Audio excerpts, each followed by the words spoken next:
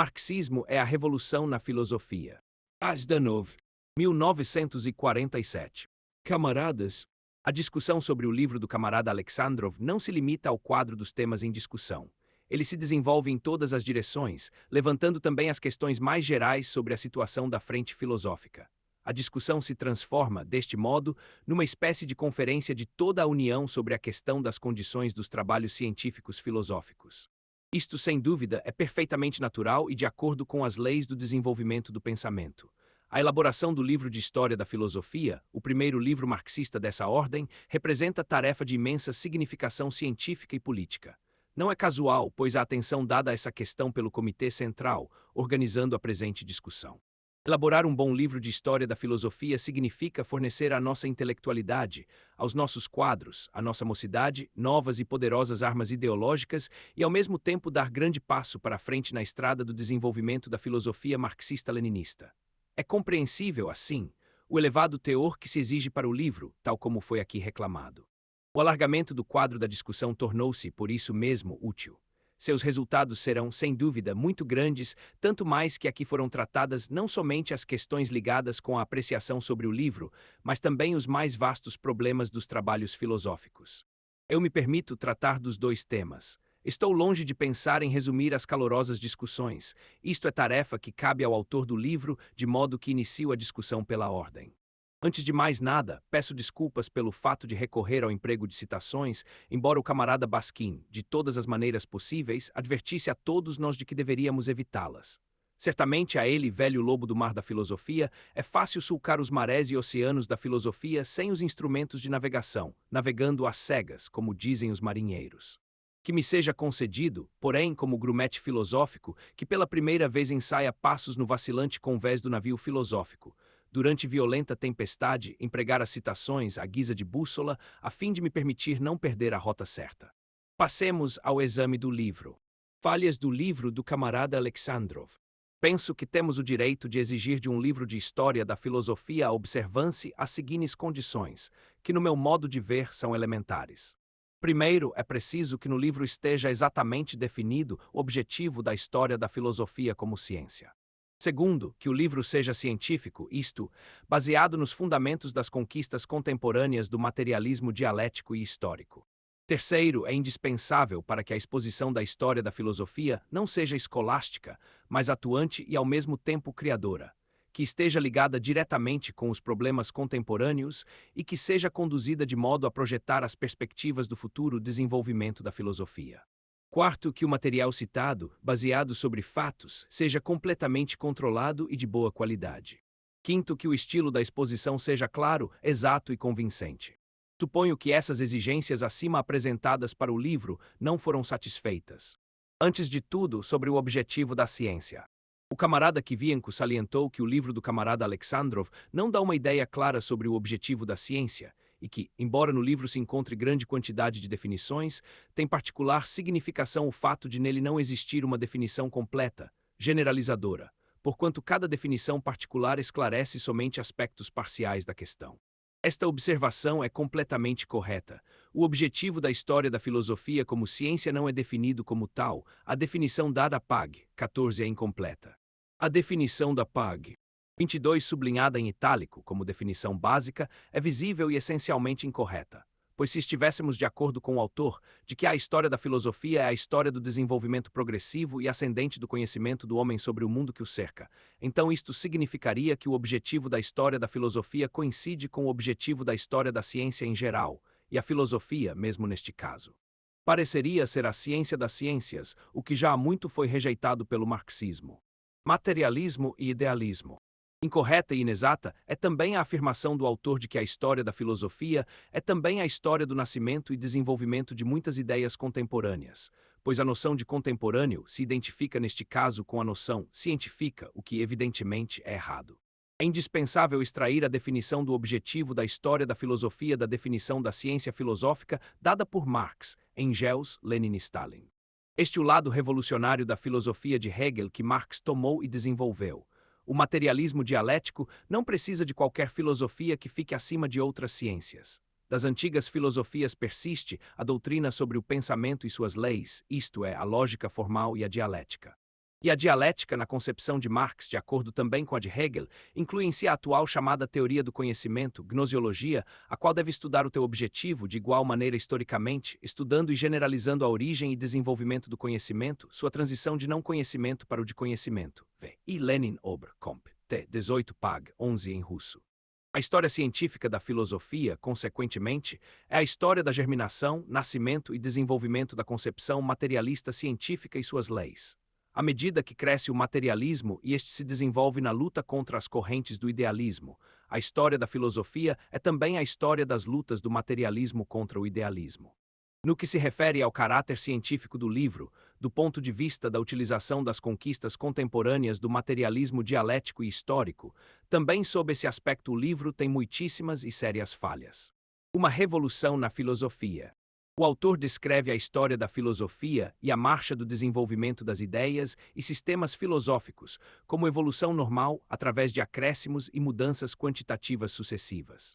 Cria-se, assim, a impressão de que o marxismo surgiu como simples sucessor no desenvolvimento das doutrinas progressistas anteriores, principalmente da doutrina dos materialistas franceses, da economia política inglesa e das escolas idealistas de Hegel.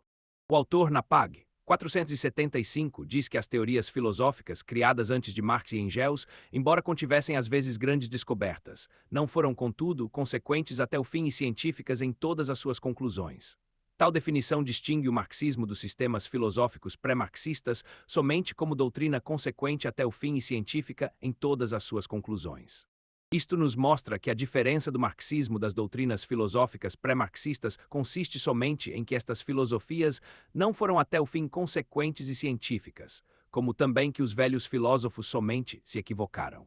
Como veem, trata-se aqui somente de mudanças quantitativas. Isto, porém, é metafísica. O aparecimento do marxismo constituiu uma verdadeira descoberta, foi uma revolução em filosofia. Certamente, como em qualquer descoberta, como em qualquer salto, interrompe-se a graduação em cada transição para o novo estado. O marxismo, pois não podia ter origem sem preliminar acumulação de mudanças quantitativas em filosofia e, neste caso, somas de desenvolvimento da filosofia até a descoberta de Marx e Engels. O autor, evidentemente, não compreende que Marx e Engels criaram nova filosofia, que qualitativamente se diferencia de todas as predecessoras, não obstante estas terem sido também sistemas filosóficos progressistas. Acerca das relações da filosofia de Marx com todas as predecessoras de cuja transformação resultou o marxismo em filosofia, transformando-o em ciência, todos têm conhecimento. O que é mais estranhável é que o autor concentra a sua atenção não no que é novo e revolucionário no marxismo, em comparação com os sistemas filosóficos predecessores, e sim no que o une com o desenvolvimento das filosofias pré-marxistas. No entanto, mesmo Marx e Engels disseram que sua descoberta significava o fim das velhas filosofias. O sistema de Hegel foi o último, a mais acabada forma de filosofia, desde que a concebamos como ciência especial, que fica acima de todas as outras ciências. Junto com ela toda a filosofia. Restou somente o método dialético do pensamento e a concepção de todo o mundo natural, histórico e intelectual, como de um inundo eternamente mutável e móvel, que se encontra em permanente processo de nascimento e perecimento. Agora, não somente a filosofia, mas também a toda a ciência foi imposta a exigência de descobrir as leis do desenvolvimento deste eterno processo de transformação em cada domínio separado. Nisto consiste a herança deixada pela filosofia hegeliana aos seus sucessores. F. Engels Anti-Dühring, 1945, Pag. 23-24, edição russa. O marxismo e o fim da velha filosofia. O autor não compreende, evidentemente, o processo histórico concreto do desenvolvimento da filosofia. Uma das essenciais, se não mesmo a principal falha do livro, é a ignorância do fato de que na marcha da história se substituem não somente as opiniões sobre estas ou aquelas questões filosóficas, mas até mesmo sobre um conjunto de questões. O próprio objetivo da filosofia sempre esteve em permanente transmutação, o que corresponde completamente à natureza dialética do conhecimento humano e isto deve ser evidente a qualquer verdadeiro dialeta. A Pag. 24 de seu livro, expondo a filosofia dos antigos gregos, o camarada Alexandrov escreve: a filosofia, como ramo independente do conhecimento, surgiu na antiga sociedade escravista grega. E mais adiante, a filosofia, surgindo no século antes da nossa era, como ramo particular do conhecimento, teve larga propagação. Podemos, porém, falar sobre as antigas filosofias gregas como um ramo particular do conhecimento que se haja diferenciado? Absolutamente não. Os pontos de vista filosóficos dos gregos foram de tal modo estreitamente ligados às suas ideias políticas e aos seus pontos de vista de história natural que não devemos e não temos o direito de transferir para a ciência grega a nossa divisão das ciências e sua classificação, que surgiram muito depois. Em verdade, os gregos conheciam somente unia ciência indivisa, na qual entravam também as ideias filosóficas. Tomemos Demócrito, Epicuro, Aristóteles, todos eles igualmente corroboram o pensamento de Engels sobre isso, que os mais antigos filósofos gregos foram simultaneamente naturalistas. F. Engels, Dialética e Natureza, K. Marx e F. Engels Oberkomp, T. 14 Pag. 498, edição russa. A originalidade do desenvolvimento da filosofia consiste em que, à medida que se desenvolvia os conhecimentos científicos sobre a natureza e a sociedade, delas se ramificavam as ciências positivas, uma após outra. Por consequência, reduzia-se ininterruptamente o domínio da filosofia devido ao desenvolvimento das ciências positivas. Observação relevante é que este processo não está terminado e prossegue até no presente momento, e essa libertação das ciências naturais e sociais da égide da filosofia representava, por si mesma, um processo progressivo como também para as ciências naturais e sociais e da mesma forma para a própria filosofia. Os criadores dos sistemas filosóficos do passado, que pretendiam o conhecimento da verdade absoluta em instância final, não puderam promover o desenvolvimento das ciências naturais, porque as enfaixavam em seus esquemas e se esforçavam por ficar acima das ciências, impondo ao vívido conhecimento humano as concussões que eram ditadas não pela vida real, mas por exigência dos sistemas. Nestas condições, a filosofia se transformou em museu, onde foram acumulados os mais diversos fatos, conclusões, hipóteses e simples fantasias. Se a filosofia pode servir para a supervisão, para a contemplação, no entanto, de nada valeu como instrumento de ação prática sobre o mundo e como instrumento de conhecimento do mundo. O último sistema de tal gênero foi o sistema de Hegel, o qual tentou erguer o edifício filosófico, que dominaria todas as outras ciências. Comprimindo no leito de Procusto das suas categorias e imaginando poder resolver todas as contradições, o sistema de Hegel entrou em contradição absoluta com o método dialético, por Hegel mesmo mais pressentido do que compreendido e por isso mesmo indevidamente aplicado. Mas uma vez que compreendamos que exigir da filosofia a solução de todas as contradições significa exigir que um só filósofo realize tal obra, que somente poderia ser realizada por toda a humanidade em seu gradual desenvolvimento. Uma vez que compreendamos isto para as filosofias, na velha significação da palavra, chegou o fim, como indicava Engels. Por consequência, deixemos em paz a verdade absoluta, que por esse caminho é inatingível para o homem isolado, e nos esforcemos na pretensão de alcançar para nós as verdades relativas pelo caminho das ciências positivas e unificação de seus resultados com a ajuda do método dialético. F. Engels L. Feuerbach, Marx e Engels Oberkomp, T. 14 Pag. 640, edição russa. A descoberta de Marx e Engels representa o fim da velha filosofia, isto é, o fim daquela filosofia que pretendia dar uma universal explicação do mundo. Uma filosofia científica do proletariado. As formulações vagas do autor obscurecem a maior significação revolucionária da genial descoberta filosófica de Marx e Engels, acentuam quanto estava Marx ligado aos filósofos predecessores, e não mostram que, desde Marx, começa realmente um novo período de história da filosofia, que desde então se tornou ciência. A este erro está ligada estritamente a maneira não marxista com que o livro trata a história da filosofia, como de gradual mudança de uma escola filosófica para outra. Com o aparecimento do marxismo como concepção científica do proletariado, acaba o velho período da história da filosofia, aquele em que a filosofia era ocupação de indivíduos, propriedade de escolas filosóficas, compostas de pequeno número de filósofos e de seus discípulos, fechados, isolados da vida, do povo, estranhos ao povo. O marxismo não é uma escola filosófica dessa espécie. Ao contrário, é a superação das velhas filosofias, das que eram propriedade de uns poucos eleitos da aristocracia do espírito. É o princípio de um período completamente novo da história da filosofia, quando ela se torna arma científica nas mãos das massas proletárias, que lutam por sua libertação do capitalismo. A filosofia marxista, diferentemente dos anteriores sistemas filosóficos, não se apresenta como ciência acima das outras ciências. Ainda é um instrumento de investigação científica, um método, que torna mais penetrante todas as ciências sobre a natureza e a sociedade e que se enriquece ao mesmo tempo com as conquistas dessas ciências no desenrolar de seu desenvolvimento. Nesse sentido, a filosofia marxista é a mais completa e decisiva negação de todas as filosofias precedentes. Mas negar, como sublinhava Engels, não significa dizer simplesmente não. A negação encerra em si a sucessão, significa a absorção, revisão crítica e unificação em nova e superior síntese de tudo quanto é de vanguardeiro e progressista, já conquistado na história do pensamento humano. Daqui decorre que a história da filosofia, desde que existe o método dialético marxista, deve incluir a história da preparação do aparecimento desse método, mostrar o que condicionou o seu surgimento. No livro do camarada Alexandrov não consta a história da lógica e da dialética, não é exposto o processo do desenvolvimento das categorias lógicas como reflexo da prática humana. E por isso mesmo ficou no ar a citação de Lenin, encontrada ao prefácio do livro, de que cada categoria da lógica dialética precisa ser considerada como ponto central na história do pensamento humano. Completamente injustificável é o fato de que a história da filosofia no livro só vá até o surgimento da filosofia marxista, ou seja, até o ano de 1847. Sem a exposição da história da filosofia destes últimos 100 anos, o livro, certamente, não pode ser considerado como livro de história da filosofia. O autor não esclareceu e não explicou por que não cuidou desse período, nem na introdução nem no prefácio da obra.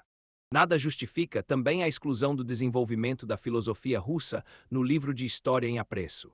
Não é preciso provar que essa omissão possui o caráter de princípio. Fossem quais fossem os motivos que levaram o autor a excluir a história da filosofia russa da história geral da filosofia, o seu silêncio sobre ela objetivamente significa a depreciação do papel da filosofia russa e também a divisão da história da filosofia em história da filosofia da Europa Ocidental e história da filosofia russa. E para tanto o autor não faz quaisquer tentativas no sentido de esclarecer a necessidade de tal divisão. Ele eterniza dessa forma a divisão burguesa de cultura ocidental e oriental e considera o marxismo como corrente regional do Ocidente. Mais que isso, na página 6 da introdução, demonstra com vigor uma tese inversa, insistindo que não tendo estudado atentamente e utilizado a crítica profunda dos sistemas filosóficos do passado, realizada pelos clássicos da filosofia russa, não se pode organizar uma exposição científica sobre a marcha do desenvolvimento do pensamento filosófico nos países da Europa Ocidental. Por que então o autor não organizou essa correta exposição no livro? Tal fato permanece completamente incompreensível, da mesma forma que o arbitrário modo de terminar a exposição da história da filosofia no ano de 1848, que deixam no leitor a mais opressiva impressão. Em suas intervenções, os camaradas aqui presentes também acertadamente apontaram as lacunas na exposição da história da filosofia do Oriente, que deveria ser clara. Evidentemente, também por esse motivo o livro precisa de radical revisão.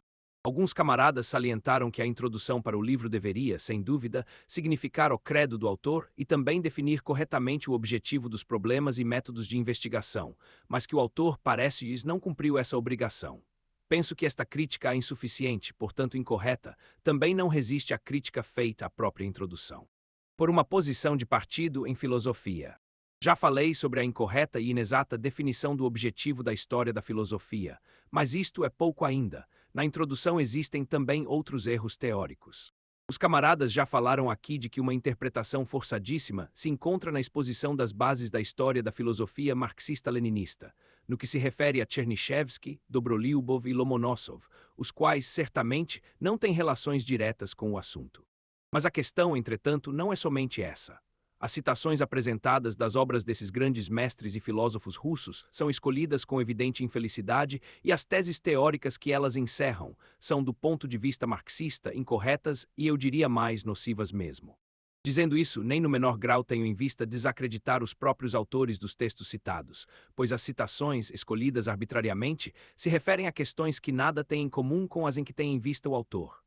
Ou melhor, o autor cita Chernyshevsky para provar que os fundadores dos vários e ainda que contrários sistemas filosóficos devem tolerantemente referir-se um ao outro.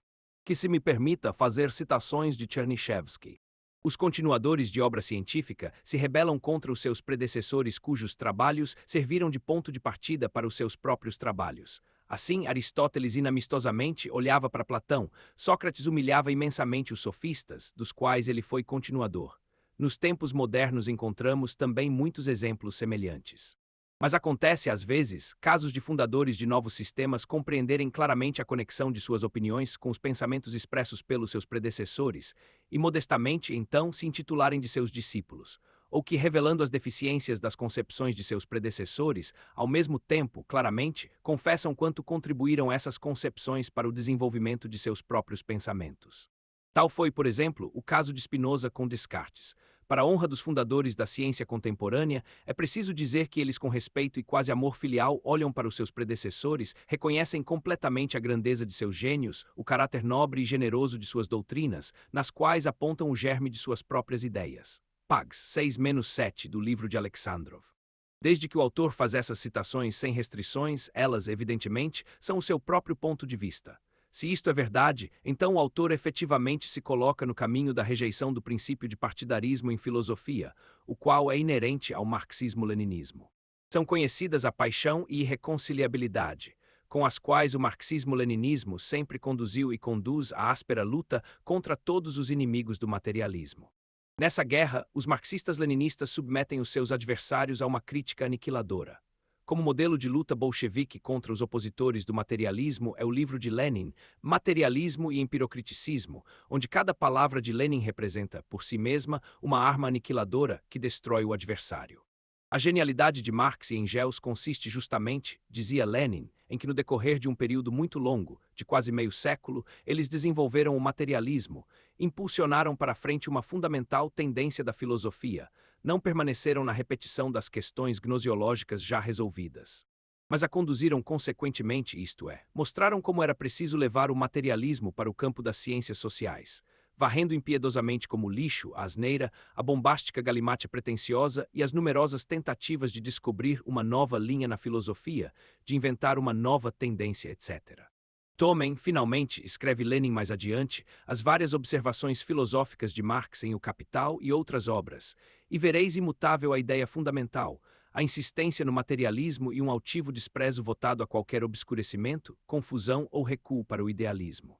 Sobre essas duas básicas antinomias, materialismo e idealismo, giram todas as observações filosóficas de Marx, as quais são julgadas pela filosofia professoral como estreitas e unilaterais, e é justamente nisso que consistem suas falhas. V.I. Lenin Ober Kompl, T. 13 Pags, 275-276 em russo. O próprio Lenin, como se sabe, não poupava os seus adversários. Na tentativa de amenizar e conciliar as contradições entre as tendências filosóficas, Lenin sempre viu apenas uma manobra da filosofia professoral reacionária. Como pode, pois depois disso, o camarada Alexandrov apresentar-se em seu livro, Suave e Manso, em relação aos filósofos adversários, o que representa positiva concessão ao quase-objetivismo professoral, ao expor o período em que emergia, crescia e vencia o marxismo na implacável luta contra todos os representantes das tendências idealistas. O camarada Alexandrov não se limita a isso. Sua concepção objetiva, ele consequentemente a faz presente através de todo o conteúdo do livro. Não é por casualidade, pois, que o camarada Alexandrov, antes de criticar qualquer filósofo da burguesia, renda homenagens aos seus méritos, incensando-os. Tomem, por exemplo, a doutrina de Fourier, que já foi aqui mencionada, sobre as 4 fases do desenvolvimento da humanidade. O ponto mais alto da filosofia social de Fourier, diz o camarada Alexandrov, é a doutrina sobre o desenvolvimento da humanidade. Em seu desenvolvimento, a sociedade passa, segundo Fourier, por 4 fases. A destruição ascendente, a harmonia ascendente, a harmonia descendente, a destruição descendente. No seu último estágio, a humanidade vive num período de caducidade, depois do que qualquer vida na Terra chega ao fim. Tanto quanto o desenvolvimento da sociedade se realiza independentemente dos desejos das pessoas, assim também o estágio superior do desenvolvimento chega inevitavelmente, tal como acontece com a mudança das estações de um ano. Desta tese deduziu Fourier a inevitável substituição do regime burguês por uma sociedade na qual dominará o trabalho livre e coletivo. Na verdade, a teoria de Fourier do desenvolvimento da sociedade foi limitada pelo quadro das 4 fases, mas para aquela época ela representou grande passo para a frente. G. F. Alexandrov, História da Filosofia da Europa Ocidental, Pags, 353-354. Aqui não há traço de análise marxista, em comparação com o que representou a teoria de Fourier um passo à frente. Se a sua limitação consistiu no fato de se referir a 4 fases no desenvolvimento da humanidade e que a 4ª fase constitui a destruição descendente, no conjunto da qual a vida na Terra chega ao fim, então como compreender-se queixa o autor de Fourier, de que sua teoria do desenvolvimento da sociedade é limitada a quadro de apenas 4 fases? uma quinta fase a humanidade a passaria no outro mundo. Sobre quase todos os velhos filósofos, o camarada Alexandrov encontra oportunidade para dizer palavras amáveis. Quanto maior é o filósofo burguês, mais incenso lhe oferece. Tudo isso leva o camarada Alexandrov, possivelmente mesmo sem o suspeitar, a tornar-se cativo dos historiadores burgueses da filosofia, os quais partem do princípio de ver em cada filósofo, antes de tudo, um aliado de profissão, logo depois um adversário. Tais concepções, se desenvolvessem entre nós, inevitavelmente nos conduziriam ao objetivismo, para o servilismo em face dos filósofos burgueses e exaltação de seus méritos, para a privação em nossa filosofia do seu espírito combativo e agressivo. Mas isto significaria o abandono do princípio fundamental do materialismo, isto é, de seu partidarismo. Entretanto, Lenin nos ensinou que o materialismo encerra em si, por assim dizer, uma posição de partido que nos obriga, em qualquer apreciação de acontecimento, direta e abertamente tomar o ponto de vista de um determinado grupo. V. E. Lenin Obr. Kompl. T. I. Pag. 276 em russo. A exposição das concepções filosóficas no livro são feitas abstratamente, objetivamente, neutralmente. As escolas filosóficas são expostas no livro uma depois de outra ou uma ao lado de outra, mas não em luta uma contra a outra. Isto é também concessão à tendência acadêmica e professoral. Não é por acaso, como vem, que nessa ligação, a tese do princípio de partidarismo em filosofia não foi absolutamente adotado pelo autor. Na qualidade de exemplo de partidarismo em filosofia, o autor apresenta a filosofia de Hegel e a luta das filosofias inimigas ele descreve como sendo a luta dos princípios reacionários e progressistas, dentro da própria filosofia de Hegel.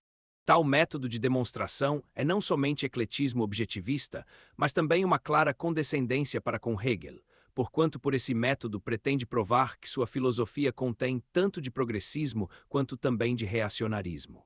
Para acabar com esta questão, acrescento também que o método aconselhado pelo camarada Alexandrov, de apreciação dos diferentes sistemas filosóficos, igualmente com méritos existem também defeitos, vide Pag. 7 do livro de Alexandrov, ou importante significação tem do mesmo modo tal e tal teoria, que esse método sofre de extrema falta de determinação, é metafísico e somente capaz de amaranhar o assunto. É incompreensível porque necessitou o camarada Alexandrov de fazer concessões às tradições científicas acadêmicas das velhas escolas burguesas e esquecer a tese fundamental do materialismo que exige a irreconciliabilidade na luta contra os seus adversários. Saber utilizar o método materialista dialético. Ainda uma observação. A análise crítica dos sistemas filosóficos deve ter um objetivo. As opiniões e ideias filosóficas, há bastante tempo derrotadas e enterradas, não merecem muita atenção. Pelo contrário, com particular rigor devem ser criticados os sistemas e ideias filosóficos que, apesar de seu reacionarismo, ainda têm curso e são utilizados pelos atuais inimigos do marxismo. Aqui referimos-nos particularmente ao neocantismo, às teologias, às velhas e novas edições do agnosticismo, às tentativas de introduzir Deus subrepticiamente de contrabando, nas ciências naturais contemporâneas e também de qualquer outra moxinifada que tenha por fim retocar e colorir a mofada mercadoria idealista para consumo do mercado. Enfim, há quantas ideias desse conhecido Stocks, que na época contemporânea, os lacaios filosóficos do imperialismo põem em circulação para apoiar seus amos assustados. Na introdução é tratada, igualmente, de forma incorreta a concepção sobre as ideias reacionárias e progressistas e dos sistemas filosóficos. Embora o autor também faça restrições em torno das questões sobre o reacionarismo ou o caráter progressista desta ou daquela ideia ou sistemas filosóficos, elas devem ser resolvidas de forma concreta e histórica. O autor, porém, persistentemente ignora a conhecida tese do marxismo de que uma mesma ideia, em diferentes condições históricas e concretas, pode ser reacionária ou progressista. Tergiversando nesta questão, o autor abre brecha para a introdução, de contrabando, da concepção idealista das ideias que são colocadas acima da história. O autor, mais adiante, corretamente assinala que o desenvolvimento do pensamento filosófico, em última análise, é determinado pelas condições materiais de vida da sociedade e que o desenvolvimento do pensamento filosófico tem somente uma relativa independência. Mas, ao mesmo tempo, repetidamente, viola essa tese fundamental do materialismo científico e frequentemente se esquece, na sua exposição dos diferentes sistemas filosóficos, da tese das condições históricas e concretas e das raízes sociais de classe. Desta ou daquela filosofia. Tal é o caso, por exemplo, da exposição sobre os pontos de vista de Sócrates, Demócrito, Spinoza, Leibniz, Feuerbach e outros, que certamente não é científica e dá motivo à suposição de que o autor, confundindo-se, passou a adotar o ponto de vista da independência do desenvolvimento das ideias filosóficas, que pairam acima da história, o que constitui, aliás, a característica distintiva da filosofia idealista. A ausência de ligação orgânica entre este ou aquele sistema filosófico e as condições concretas e históricas verifica-se constantemente, ainda onde o autor tenta analisar essas condições. Como resultado disso, temos uma ligação puramente mecânica e não uma ligação orgânica e essencial. Divisões e capítulos, em que são interpretadas as concepções filosóficas de época correspondentes e divisões e capítulos dedicados à exposição das condições históricas, giram em torno de um mesmo ponto de vista, mas a própria exposição dos dados históricos, as ligações causais entre a base e a superestrutura, como o cânone, é apresentada de forma científica, mas desordenadamente, e não oferece material para análise, antes representa uma investigação má. Tais são, por exemplo, a introdução e o capítulo V, sob o título A França no XVIII século, que são um cúmulo de ininteligibilidade e de nenhuma força esclarecem a fonte das ideias da filosofia francesa do século XVIII e início do século XIX. Como consequência disso, as ideias dos filósofos franceses perdem suas ligações com a época e começam a figurar como um certo fenômeno independente. Que se me permita recordar esta passagem do livro. Começou a França, nos séculos XVI e XVII, depois da Inglaterra, gradualmente, a pôr-se no caminho do desenvolvimento burguês. As fundamentais transformações na economia, na política e na ideologia levaram um século para se realizar. O país, embora ainda estivesse também completamente atrasado, já começava, porém, a libertar-se de seu consolidado feudalismo. Da mesma forma que muitos outros estados europeus daquele tempo, a França também entrava no período da acumulação capitalista primitiva. Em todos os setores da vida social, rapidamente se formava a nova ordem social burguesa, surgia nova ideologia, nova cultura. Por esse tempo, se inicia na França o rápido crescimento das cidades como Paris e Lyon, Marselha e Havre, constrói-se poderosa frota marítima. Uma depois da outra organizam-se as companhias comerciais internacionais que preparam expedições armadas, com que conquistaram numerosas colônias. Rapidamente cresce o comércio. Nos anos de 1784-1788, o movimento do comércio externo atingiu a 6 milhões de libras, excedendo mais do que 4 vezes o dos anos de 1716-1720. O desenvolvimento do comércio foi ajudado pelo Pacto de Acher, 1748, e também pelo Tratado de Paris, 1763. Particularmente demonstrativo é o comércio de livros. Assim, por exemplo, no ano de 1774, o movimento do comércio de livros na França chegou a ser de 45 milhões de francos, enquanto na Inglaterra era somente 13 milhões de francos. Nas mãos da França, encontrava-se cerca da metade do estoque de ouro que possuía a Europa. Entretanto, a França permaneceu ainda como país agrário. Imensa maioria de sua população se ocupava com a agricultura, pags, 315-316. Isto, certamente, não é uma análise, mas uma simples catalogação de alguns fatos, expostos não em ligações de uns com outros, mas simplesmente uns ao lado de outros. Isto, por si mesmo, evidencia que estes dados sobre a base não continham, é verdade, e não podiam conter quaisquer características da filosofia francesa, cujo desenvolvimento se realiza como que separado das condições históricas daquele tempo na França. Tomamos mais adiante, a título de exemplo, a descrição do aparecimento da filosofia idealista alemã, tal como é apresentada no livro de Alexandrov. Ele escreveu: no século XVIII e primeira metade do século XIX, a Alemanha era um país atrasado, com um regime político reacionário. Nela dominavam as relações da servidão feudal e corporações de ofícios. No fim do XVIII século, a população citadina não alcançava 25% e os ofícios ocupavam somente 4% de toda a população. A corvéia, taxas, a servidão, os privilégios das corporações impediam o desenvolvimento das relações capitalistas, que começavam a surgir. Acrescente-se ainda que no país reinava uma excessiva divisão política. Encontra-se na citação de Alexandrov a porcentagem da população citadina da Alemanha, que deve, segundo sua opinião, ilustrar o atraso desse país e o reacionarismo de seu governo e de seu regime político-social. Já nesse tempo, porém, a população citadina da França se compunha de menos 10% do que a da Alemanha. embora a França não fosse um atrasado país feudal, como era a Alemanha, e sim o centro do movimento revolucionário burguês na Europa. Por consequência, a percentagem da população citadina, por si mesma, ainda nada esclarece. Mais do que isso, ela própria deve ser esclarecida pelas condições históricas e concretas. Isto, do mesmo modo, é exemplo do insucesso do autor, na utilização do material histórico para a elucidação do nascimento e desenvolvimento destas ou daquelas formas de ideologia. Mais adiante, Alexandrov escreveu: os mais conhecidos ideólogos da burguesia alemã daquele tempo, Kant, depois Fichte e Hegel, nos sistemas filosóficos idealistas que criaram, exprimiram de forma abstrata, condicionada pela limitação da realidade alemã, a ideologia da burguesia alemã daquela época. Comparemos esta exposição dos fatos, fria, indiferente e objetivista, por meio da qual não se podem compreender as causas do nascimento do idealismo germânico, com a análise marxista das condições daquele tempo na Alemanha, exposta num estilo vivo, combativo que comove e convence o leitor. Eis como Engels caracterizava essas condições na Alemanha. Esta era uma massa em estado de putrefação e que se corrompia. Ninguém se sentia bem. Os ofícios, o comércio, a indústria e a agricultura estavam reduzidos ao mínimo. Os camponeses, os comerciantes e artesãos sofriam dupla opressão, governo sanguinário e más condições para o comércio. A nobreza e os príncipes achavam que seus lucros, apesar de que todos eles arrancados de seus súditos, não deveriam diminuir em face de suas despesas crescentes. Tudo era ruim e no país dominava um descontentamento geral. Não havia instrução, meios de influência sobre a inteligência das massas, liberdade de imprensa, opinião pública, nem havia qualquer comércio importante com outros países. Em toda parte somente sujeira e egoísmo, por consequência todo o povo foi impregnado por um espírito mercantil baixo, servil e odioso.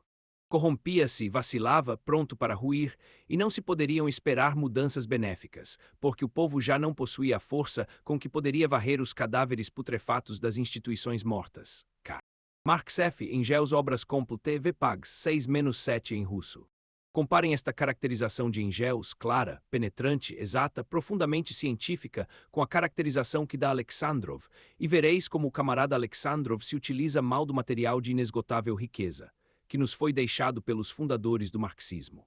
Desse modo, o autor não resolveu o problema da utilização do método materialista para a exposição da história da filosofia, e isto tira do livro o seu caráter científico e transforma-o, em considerável medida, numa descrição biográfica dos filósofos e de seus sistemas filosóficos, considerados fora das condições históricas.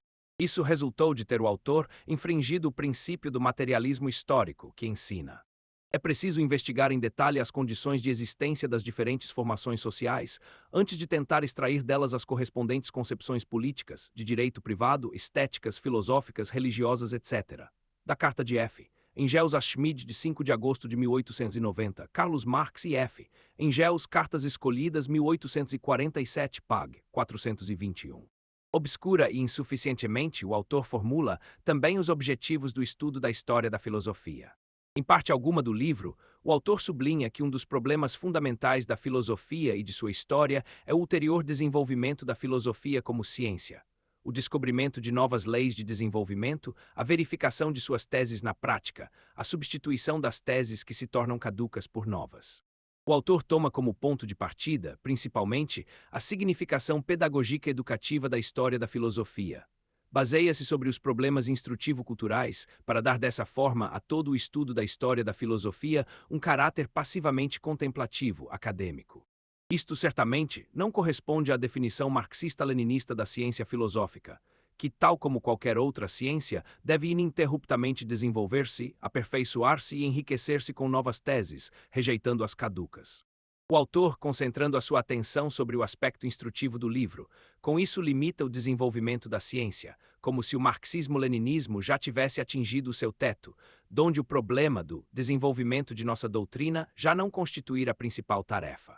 Tal raciocínio contradiz o espírito do marxismo-leninismo, visto que ele começa por apresentar o marxismo metafisicamente, como doutrina acabada e completa, e isso só pode conduzir para o esgotamento dos vividos e perquiridores pensamentos filosóficos.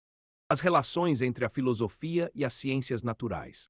Assim, vai completamente mal o problema do esclarecimento das questões do desenvolvimento das ciências naturais. A história da filosofia, sem direta injúria ao espírito científico, não se pode expor fora das ligações com as conquistas das ciências naturais. O livro do camarada Alexandrov não dá possibilidade de esclarecer, por força disso, as condições de nascimento e desenvolvimento do materialismo científico, que cresceu sobre o fundamento granítico das conquistas contemporâneas das ciências naturais. Expondo a história da filosofia, o camarada Alexandrov conseguiu desligá-la da história das ciências naturais. É característico que na introdução, onde expõe as bases da orientação do livro, o autor, nem com uma palavra, se refere à inter-relação da filosofia com as ciências naturais. Ele silencia sobre as ciências naturais, mesmo quando isso pareceria completamente impossível. Assim, na PAG 9, o autor escreveu Lenin em seus trabalhos, e particularmente no materialismo e empirocriticismo, elaborou de forma completa e impulsionou bem para frente essa doutrina marxista sobre a sociedade. O camarada Alexandrov conseguiu, falando sobre o materialismo e empirocriticismo, passar por cima dos problemas das ciências naturais e de suas ligações com a filosofia. Salta aos olhos a imensa pobreza, miserabilidade e caráter abstrato que caracterizam o nível das ciências naturais deste ou daquele período, sobre as ciências naturais deste ou daquele período.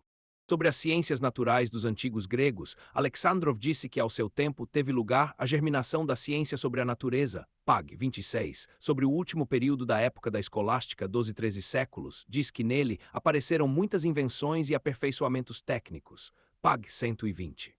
No mesmo lugar onde o autor tenta esclarecer as formulações vagas, apresenta pouco coerente lista de descobertas. Junto com isso, no livro, admite erros berrantes que nos surpreendem pelo que revelam de sua ignorância nas questões de ciências naturais.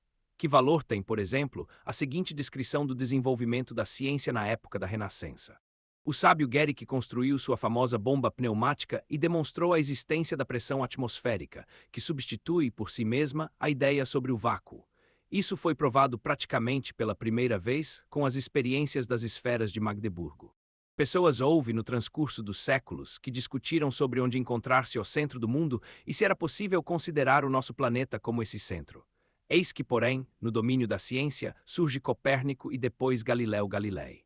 Este prova a existência de manchas no Sol e mudanças em suas posições. Ele vê nisso e em outras descobertas a confirmação da doutrina de Copérnico sobre a contextura heliocêntrica do nosso sistema solar. O barômetro ensinou às pessoas predizer o tempo. O microscópio substituiu o sistema de hipóteses sobre a vida dos organismos infinitamente pequenos e desempenhou um grande papel no desenvolvimento da biologia. A bússola ajudou a Colombo provar, experimentalmente, a esfericidade de nosso planeta. PAG 135. Aqui quase que cada proposição é um absurdo. Como podia a pressão atmosférica substituir a ideia sobre o vácuo? Será que a existência da atmosfera nega a existência do vácuo? De que maneira o movimento de mancha no Sol confirmou a doutrina de Copérnico? A ideia de que o barômetro prediz o tempo é uma das noções mais anticientíficas. Infelizmente, as pessoas, até agora, não sabem como conseguir prever o tempo, o que de todos vós é bem conhecido pela experiência prática de nosso serviço de meteorologia. Mais adiante, será que o microscópio pode substituir o sistema de hipóteses? E afinal, o que significa a esfericidade do nosso planeta? Até aqui parecia-me que esférico podia ser forma. Pérolas semelhantes encontram-se a granel no livro do camarada Alexandrov. O autor, porém, admite também os mais essenciais erros de princípio. Assim, ele considera PAG 357, que o método dialético teve as condições de seu surgimento criadas pelo progresso das ciências naturais. Já na segunda metade do século XVIII, isto, radicalmente, contraria a conhecida tese de Engel sobre isso. Que o método dialético teve as condições de seu surgimento criadas com a descoberta da constituição celular do organismo, doutrina sobre a conservação e transformação da energia e doutrina de Darwin. Todas estas descobertas ocorreram no XIX século. Partindo de sua falsa concepção, o autor abre espaço em seu livro para a enumeração das descobertas do século XVIII. Fala muito sobre Galvani, Laplace, Lyell, mas com preferência às três grandes descobertas indicadas por Engels, ele se limita ao seguinte. Assim, por exemplo, ainda durante a vida de Feuerbach, foi criada a doutrina sobre a célula, a doutrina sobre a transformação da energia e aparecia a teoria de Darwin sobre a origem das espécies por meio da seleção natural. PAG 427. Tais são as falhas fundamentais do livro. Eu me abstraio das falhas secundárias e particularidades porque não quero também repetir as muito preciosas observações críticas, no sentido teórico e prático, que aqui foram feitas. A conclusão é a seguinte: o livro é mau e necessita de uma revisão radical. Mas a revisão do livro significa, antes de tudo, a superação dos incorretos e confusos pontos de vista, que evidentemente são correntes no meio dos nossos filósofos, entre os quais também se encontram os dirigentes. E aqui eu passo para a segunda questão, a questão sobre a situação da nossa frente filosófica. 2. Sobre a situação da nossa frente filosófica. O livro do camarada Alexandrov recebeu a aprovação da maioria de nossos trabalhadores filosóficos dirigentes, foi indicado para o Prêmio Stalin, recomendado como livro didático e mereceu numerosas apreciações elogiosas em revistas e jornais. Isto significa que também outros trabalhadores filosóficos, evidentemente, participam dos erros do camarada Alexandrov. Revela, pois, que nem tudo vai bem em nossa frente teórica. A circunstância do livro não ter provocado quaisquer protestos significativos exigiu a intervenção do Comitê Central e pessoalmente a do camarada Stalin para revelar as falhas do livro. Isto traduz não haver na frente filosófica a desenvolvida crítica e autocrítica bolcheviques. A ausência de discussões criadoras da crítica e autocrítica não puderam deixar de repercutir de maneira prejudicial na elaboração dos trabalhos filosóficos científicos. Todos sabem que a produção filosófica é inteiramente insuficiente em quantidade e fraca na qualidade. Monografias e artigos de filosofias são um fenômeno raro. Aqui, muitos falaram sobre a necessidade de uma revista filosófica. Há, no entanto, uma certa dúvida sobre a necessidade da criação de tal revista. Ainda não se apagou de nossa memória a lamentável experiência da revista sob a bandeira do marxismo. Parece-me que, no presente momento, não são utilizadas, de forma completamente satisfatória, as possibilidades de publicação de artigos e monografias originais. O camarada Svietlov disse aqui que os leitores de Bolshevik absolutamente não estão capacitados para ler trabalhos teóricos especializados. Penso que isso é completamente inexato e decorre de uma clara subestimação do alto nível dos nossos leitores e de suas exigências. Tais opiniões, parece-me, são resultantes da incompreensão do fato de absolutamente não ser a nossa filosofia propriedade de pequenos grupos de filósofos profissionais, mas sim propriedade de toda a cultura soviética. Nos tempos pré-revolucionários, não havia mal algum, de acordo, aliás, com as tradições, que as maçudas revistas russas progressistas, ao lado dos artigos artístico-literários, publicassem também trabalhos científicos, entre os quais os de filosofia. Nossa revista Bolshevik, por todos os motivos, possui muito mais público do que qualquer revista filosófica e enclausurar o trabalho criador dos nossos filósofos nas revistas especializadas em filosofia, parece-me, representaria uma ameaça de estreitamento da base de nosso trabalho filosófico. Peço que não me julguem como adversário da revista, porém, parece-me que a escassez de trabalhos filosóficos em nossas volumosas revistas e no Bolshevik revela a necessidade de se iniciar, antes de mais nada, a superação dessa falha utilizando-nos. A princípio das nossas volumosas revistas e do Bolshevik, onde especialmente nas volumosas revistas, de tempos em tempos, ainda agora, aparecem artigos de caráter filosófico, que apresentam sem dúvida interesse científico e social. Também é anêmica a temática da nossa instituição filosófica dirigente, isto é, do Instituto de Filosofia da Academia de Ciências e do Professorado, etc. O Instituto de Filosofia, na minha opinião, apresenta um quadro bastante desolador, não une os trabalhadores da periferia, não está ligado a eles e por isso não é uma instituição de caráter nacional. Os filósofos da província são abandonados a si mesmos, embora eles representem, como sabeis, grande força não utilizada para pesar nosso. A temática dos trabalhos filosóficos, entre os quais se incluem também trabalhos de concurso para a obtenção de graus científicos, está voltada para o passado, para assuntos históricos inexpressivos e de nenhuma responsabilidade, como, por exemplo, a heresia de Copérnico no passado e no presente. Isto conduz a um certo renascimento da escolástica. Deste ponto de vista, parece-nos estranho tenha havido aqui discussão sobre Hegel. Os participantes dessa discussão quiseram forçar a porta aberta. A questão sobre Hegel há muito já foi resolvida. Para revivê-la não existe qualquer fundamento, nenhum novo material, além dos que já foram apresentados e apreciados. A própria discussão seria desapontadoramente escolástica e dela resultaria tão pouca coisa como a seu tempo a escolástica não esclareceu as questões sobre o direito de se persignar com 2 ou 3 dedos. Ou sobre se Deus pode criar uma pedra que não possa levantar, e também a de se a mãe de Deus foi ou não virgem. Os problemas contemporâneos de atualidade quase não foram analisados. Tudo isto em conjunto é cheio de grandes perigos, muito maiores do que imaginais, e o maior perigo consiste em que algum de vós já se acostumaram com essas falhas. Conduzir nossa ciência para a frente. No trabalho filosófico não se percebe espírito de luta e tampouco o espírito peculiar aos tempos bolcheviques. A respeito, algumas teses errôneas do livro são um eco do atraso em toda a frente filosófica e por isso não podemos considerá-las como um fato casual, isolado, mas sim como reflexo de um fenômeno geral. Aqui, frequentemente, se usa a expressão frente filosófica, mas onde se encontra, propriamente falando, essa frente, a frente filosófica absolutamente não é semelhante à ideia que fazemos de uma frente. Quando se fala sobre uma frente filosófica, imediatamente, por associação, surge a ideia de um organizado destacamento de filósofos militantes, perfeitamente armados com a teoria marxista, que dirige uma decisiva ofensiva contra a ideologia inimiga no estrangeiro, contra as sobrevivências da ideologia burguesa na consciência da unidade soviética, no interior de nosso país, que impulsiona incansavelmente para a frente a nossa ciência, que arma os trabalhadores da sociedade socialista com a consciência da justeza do rumo do desenvolvimento da nossa sociedade e da certeza, cientificamente fundamentada, da final vitória de nossa causa.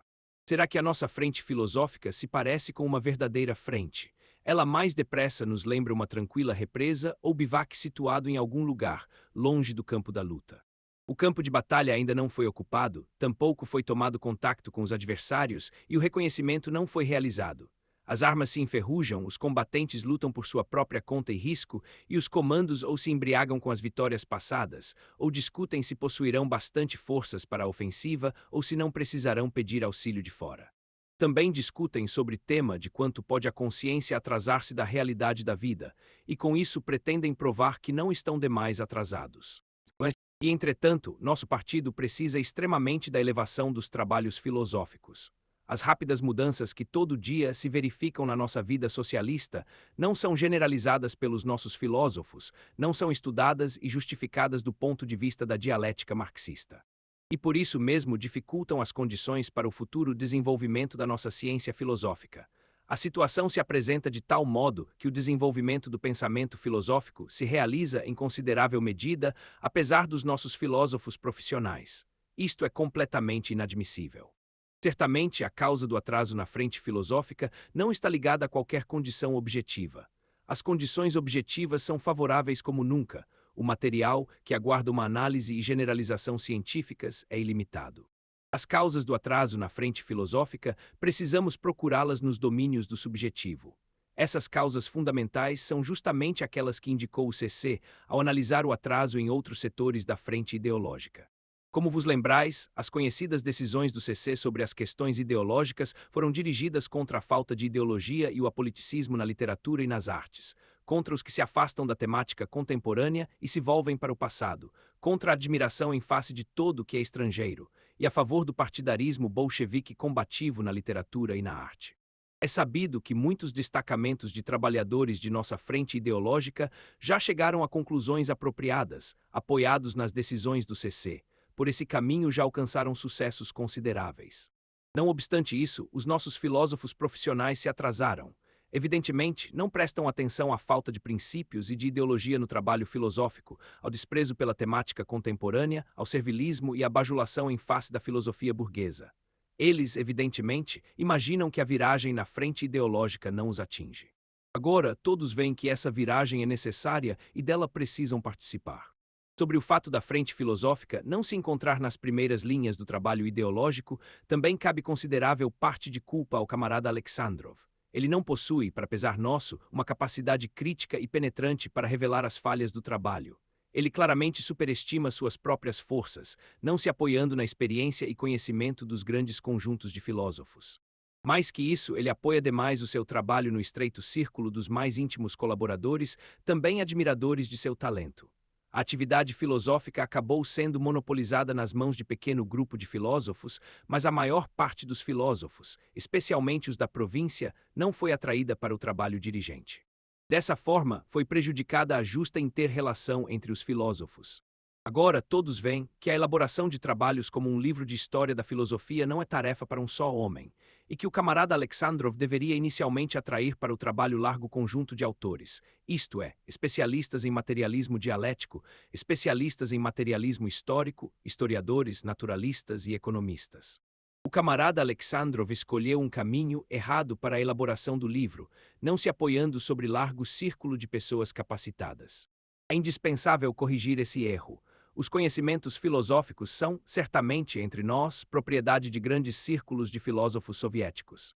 O método de atração do maior número de autores para a elaboração do livro de filosofia, agora, aplica-se plenamente para a redação de um livro de economia política, que deve ficar pronto no mais curto espaço de tempo, e para o trabalho de sua redação devem ser atraídos largos círculos não somente de economistas, mas também de historiadores e filósofos. Tal método de elaboração é o mais promissor. Ele implica também uma outra ideia, a de reunir os esforços dos vários destacamentos de trabalhadores ideológicos, no presente insatisfatoriamente ligados entre si, para a solução dos grandes problemas, que têm uma significação científica geral.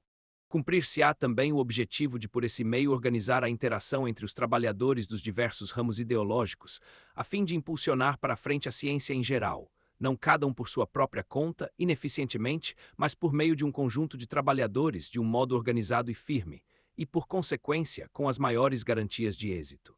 A crítica e autocrítica forma particular de luta entre o velho e o novo, onde então se encontram as raízes dos erros subjetivos de numerosos dirigentes dos trabalhos da frente filosófica.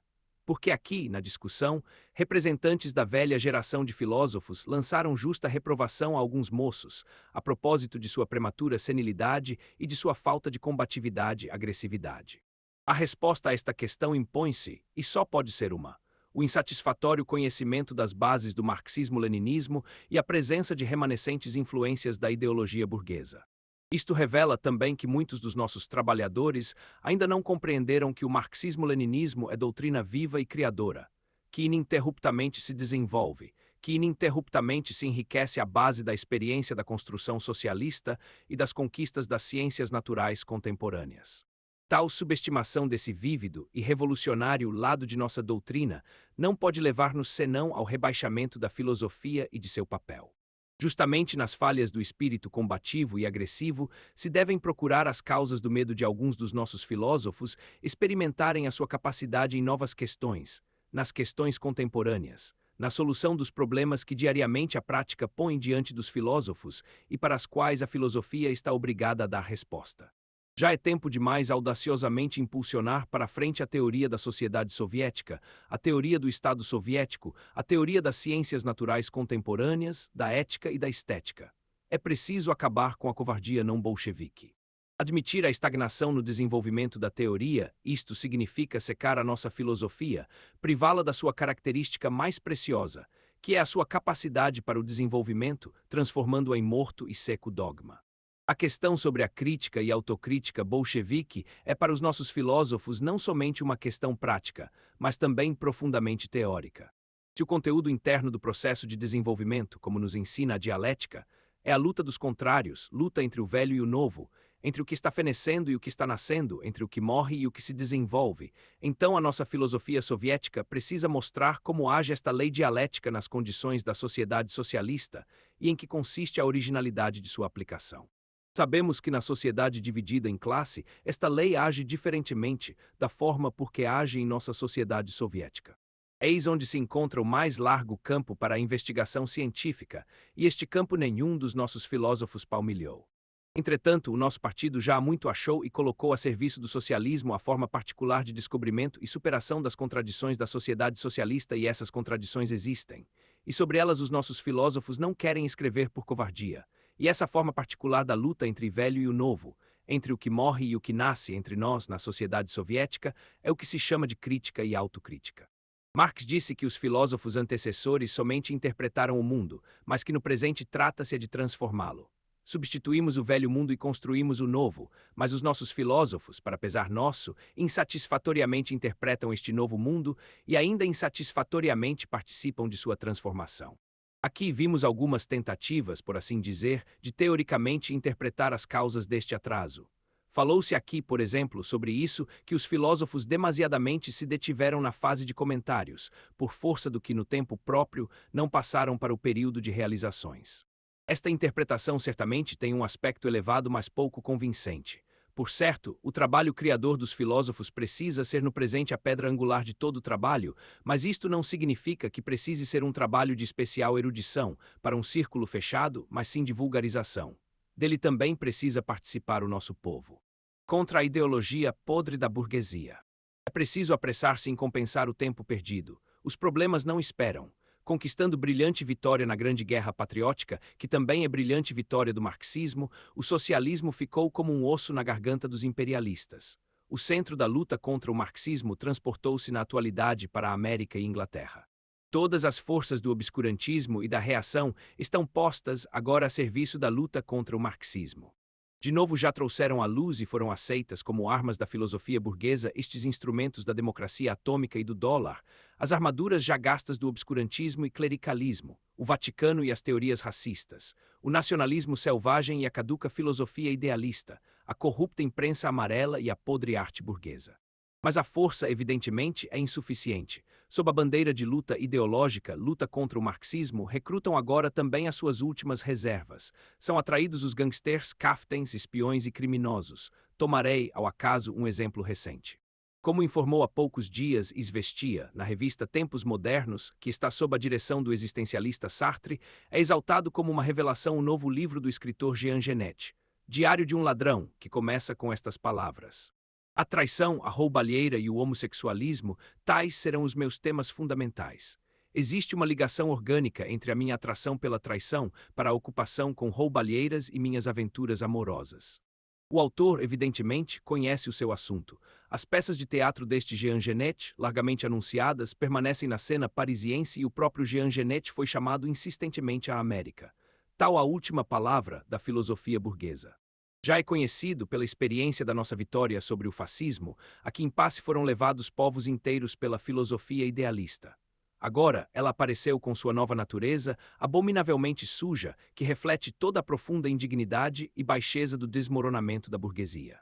Caftens e criminosos elevados à categoria de filósofos são realmente a expressão extrema da ruína e corrupção da burguesia. Essas forças, contudo, ainda estão vivas e são capazes de envenenar a consciência das massas. A ciência burguesa contemporânea fornece ao clericalismo, ao fideísmo, nova argumentação, que precisa ser implacavelmente desmascarada. Tomemos, por exemplo, a doutrina do astrônomo inglês Eddington sobre as constantes físicas do mundo, que diretamente o conduz à mística pitagórica dos números e das suas fórmulas matemáticas conclui tais constantes essenciais do mundo, como o apocalíptico número 666, etc. Não compreendendo a marcha dialética do conhecimento, a inter-relação das verdades absoluta e relativa, muitos continuadores de Einstein, transferindo certamente os resultados das investigações das leis do movimento de uma parte limitada e finita do universo para todo o universo infinito, chegam até a ideia de que o mundo é finito, até a sua limitação no tempo e no espaço. O astrônomo Milne até calculou que o mundo foi criado já há 2 bilhões de anos. Para esse sábio inglês são aplicáveis, quiçá, as palavras de seu grande compatriota, o filósofo Bacon, sobre aqueles que transformam a impotência de sua ciência em calúnia contra a natureza. Igualmente, as manobras kantianas dos físicos atômicos da burguesia contemporânea conduzem-os à conclusão lógica sobre o livre-arbítrio no eletrônico, as tentativas de interpretar a matéria tão somente como um conjunto de ondas, com o diabo a 4. Aí há um campo colossal para a atividade dos nossos filósofos, que devem analisar e generalizar as conquistas das ciências naturais contemporâneas, lembrando-se da indicação de Engels de que o materialismo deve se modificar segundo toda nova grande descoberta, que marque época nas ciências naturais. F. Engels Ludwig Feuerbach, K. Marx e F. Engels Ober Compl. T. 14 Pag. 647. A quem, então, cabe essa tarefa, senão a nós, do país em que venceram o marxismo e seus filósofos, de estar à frente na luta contra a putrefata e nojenta ideologia burguesa? A quem cabe essa tarefa, senão a nós, de desfechar golpes destruidores? A vitória do marxismo. Das cinzas da guerra nasceram novos estados democráticos e o movimento de libertação nacional dos povos coloniais. O socialismo se impôs na ordem do dia da vida dos povos. A quem cabe a tarefa, senão a nós, do país em que venceram o socialismo e seus filósofos, de ajudar os nossos amigos e irmãos do estrangeiro e esclarecê-los na sua luta pela nova sociedade à luz do conhecimento do socialismo científico? A quem, senão a nós, cabe a tarefa de esclarecê-los e equipá-los com as armas ideológicas do marxismo? No nosso país, realiza-se um poderoso florescimento da cultura e economia socialistas. O seguro crescimento da consciência socialista das massas apresenta sempre mais e mais exigências para o nosso trabalho ideológico. Realiza-se um desenvolvido ataque contra as sobrevivências do capitalismo na consciência dos homens. A quem, senão aos nossos filósofos, cabia a tarefa de estar à frente das fileiras de trabalhadores da frente ideológica, de aplicar totalmente a teoria marxista do conhecimento na generalização da imensa experiência da construção socialista e nas decisivas e novas tarefas do socialismo. Em face desses magnos problemas, poder-se-ia perguntar: são os nossos filósofos capazes de assumir a responsabilidade de novas tarefas? Existirá ainda bastante energia entre os nossos filósofos? Não se enfraqueceram ainda as forças filosóficas? Serão ainda capazes os nossos quadros filosóficos científico, por meio de suas forças internas, de superar as falhas de seu desenvolvimento e reconstruir de novo o seu trabalho? Nesta questão não podem haver duas opiniões. A discussão filosófica mostrou que essas são importantes, que essas forças são capazes de revelar as suas falhas para superá-las. É preciso apenas mais fé em suas próprias forças, mais emprego dessas forças nos ativos combates, no levantamento e soluções dos empolgantes problemas contemporâneos. É preciso acabar com a falta de espírito de luta, ter mais dinamismo no trabalho, expulsar de si o caduco Adão e começar a trabalhar como trabalhavam Marx, Engels, Lenin, como trabalha Stalin. Camaradas, vos lembrais como Engels, em seu tempo, rejubilava-se e assinalava como importante acontecimento político, de imensa significação, a venda dos livros marxistas, cujas tiragens eram de 2 a 3.000 exemplares. Disto se conclui que para o nosso estalão já é insignificante tal venda, da qual Engels deduzira que a filosofia marxista se havia enraizado profundamente na classe operária. E que dizer sobre a penetração da filosofia marxista nas largas camadas do nosso povo, e que diriam Marx e Engels se eles soubessem que os trabalhos filosóficos, entre nós, se propagam pelo povo em dezenas de milhões de exemplares.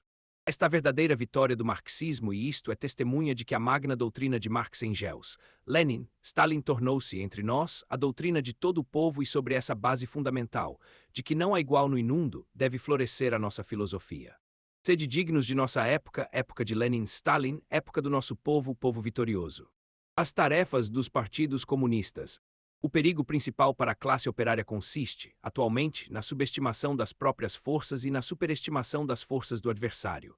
Como no passado, a política de Munique encorajou a agressão hitlerista, também hoje as concessões à nova política do ZE.U. da América e do campo imperialista podem tornar os seus inspiradores ainda mais insolentes e agressivos.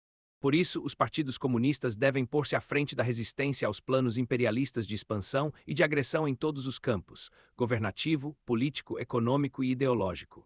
Eles devem cerrar fileiras, unir os seus esforços na base de uma plataforma anti-imperialista e democrática comum e reunir em torno de si as forças democráticas patrióticas do povo.